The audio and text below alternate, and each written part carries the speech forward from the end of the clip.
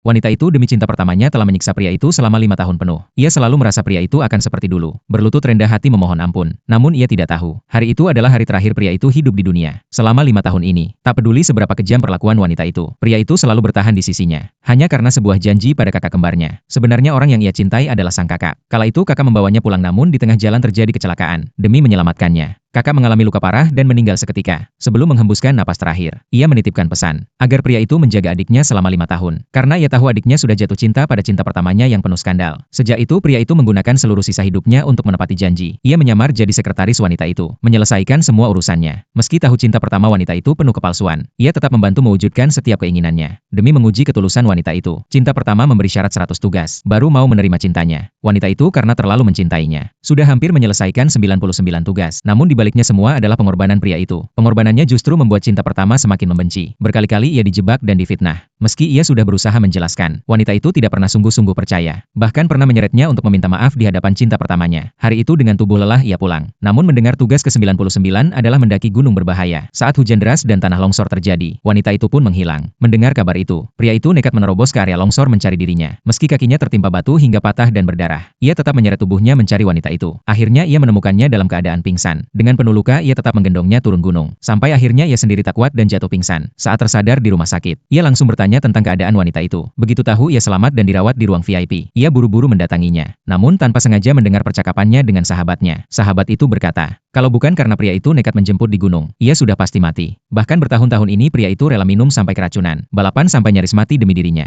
Namun tetap tidak membuatnya tersentuh. Wanita itu malah dengan dingin menjawab, meski pria itu mati 1000 kali untuknya, ia tidak akan pernah memilihnya. Pria itu mendengar dan hatinya hancur. Tak sengaja menimbulkan suara. Melihatnya pergi dengan penuh luka. Sahabat-sahabat wanita itu buru-buru menahannya, meminta wanita itu minta maaf. Namun ia tetap tak peduli. Keesokan harinya seakan tak terjadi apa-apa. Ia memanggil pria itu ke lelang amal. Cinta pertamanya pun muncul. Dan berkata tugas ke-100 adalah melelang pria itu. Melihat wanita itu sempat ragu. Cinta pertamanya segera menekankan. Jika ia setuju maka ia akan menerima cintanya. Wanita itu pun mendorong pria itu naik panggung. Cinta pertama bahkan memborgolnya agar tak membuat masalah. Lelang dimulai. Banyak wanita kaya mengangkat papan harga. Akhirnya pria itu terjual 20 juta dolar. Saat hendak dipaksa melayani pembeli, pria itu tak tahan lagi. Ia menghantam kepala wanita itu dengan asbak lalu melarikan diri. Namun di lift ia kembali ditangkap pengawal. Wanita itu ternyata sudah memerintahkan agar ia dibawa kembali. Namun tak disangka pria itu sendiri yang kembali dengan pasrah. Di hadapan pria itu, wanita itu dengan bangga mengatakan, dirinya kini sudah bersama cinta pertamanya. Dan besok akan ada pesta untuk merayakannya. Ia memintanya hadir. Namun yang tak ia sangka, besok adalah hari genap 5 tahun. Juga hari pria itu sudah berjanji pada almarhum kakaknya untuk menepati masa baktinya. Hari di mana ia memutuskan pergi dari dunia. Tanpa memberitahu wanita itu, ia pun melompat dari jembatan tinggi, mengakhiri hidupnya.